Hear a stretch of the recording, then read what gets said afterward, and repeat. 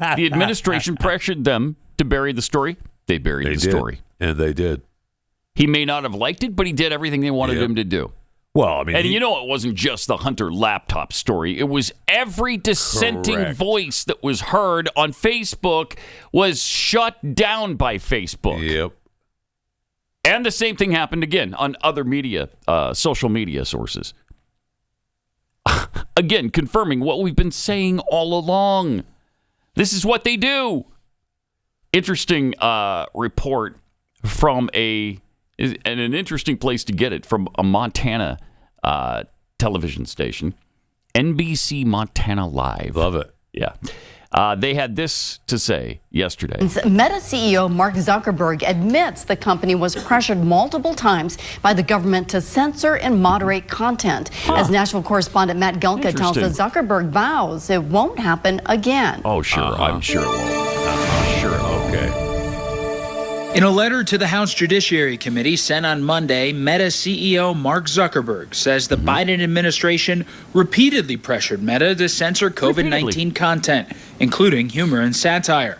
He says the White House was frustrated when Meta disagreed. To see Mr. Zuckerberg acknowledging this is really important. It shows the lengths that the Biden administration went to try to shut this information down. Sure Zuckerberg also wrote the FBI warned Meta about potential Russian disinformation leading up to the 2020 election, causing the tech company to temporarily demote reporting on Hunter Biden's laptop while they waited on fact-checkers. This is what the White House said in 2021 when asked about pressuring social media companies about COVID posts. And listen to the spin on this. This was Jen Psaki days. And listen to how she put, because they were asked point blank, okay, are you pressuring these companies to shut down free speech? Here's what she said. We don't take anything down. We don't block anything. Our point is that there is information that is leading to people not taking the vaccine, and people are dying as a result. And we have a responsibility as a public health matter to raise that issue. Okay, so, yes. The answer is yes. Yes. They pressured Facebook. You're darn right. Yes.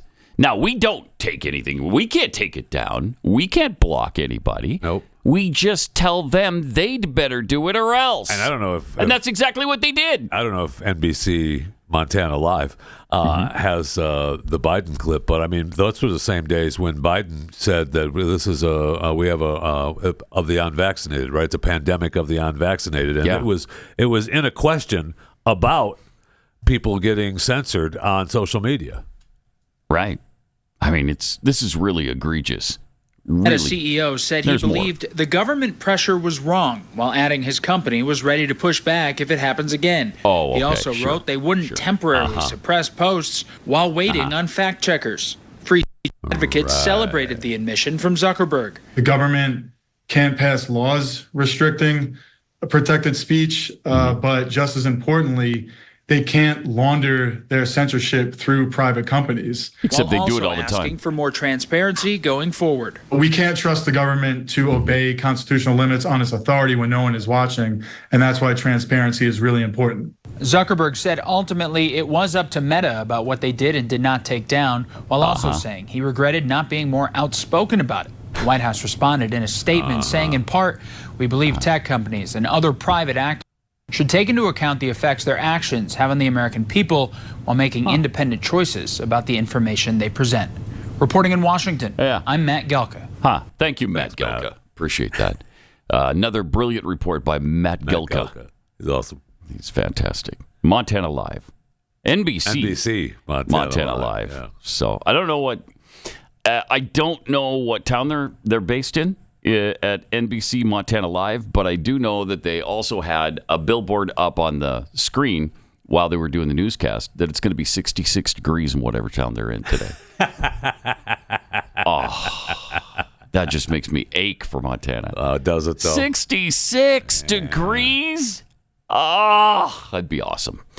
We're only about 40 degrees hotter than that. Let me know how you feel when you look at Montana Live NBC and it's 0. I feel better than when it's 108. I'll tell you that. No way. Yes. I'd much rather have the cold than the heat like this. You too, Chris? Yeah. Absolutely. Mm-hmm. But again, this is a huge deal with Mark Zuckerberg, with Facebook. It is. It's huge. And everybody's like, yeah, we already knew that. Well, yeah, but here's proof positive. Here's the admission. Yeah, and why? And why my now? big thing is why. Why now? I don't understand why. I mean, I'm glad it happened. You're right. We knew this. Yeah, and we did. This is something that we knew, and he admitted at least some of this on his Rogan interview. But I don't know why this needed to come out now. I mean, this is why they hate Elon, right? I mean, because what they were doing at Facebook and on Twitter at the time, they were in the pocket of the administration. Right. And now they are not, especially with X. And they can't handle that. Right. And that shows why they go so ape crap on Elon Musk. They hate his guts. He's almost as hated now as Donald Trump is. Yes, he is. And it's because he's his own man. And he's not playing their game anymore. And now if Mark Zuckerberg is going to be that same type of person, I doubt he is. Me too. Yeah. And again, here's the guy who's been begging for government regulation on the internet forever. He's for wanted years. He's wanted to close the door behind him forever. Yeah. Yes, he has. So fascinating.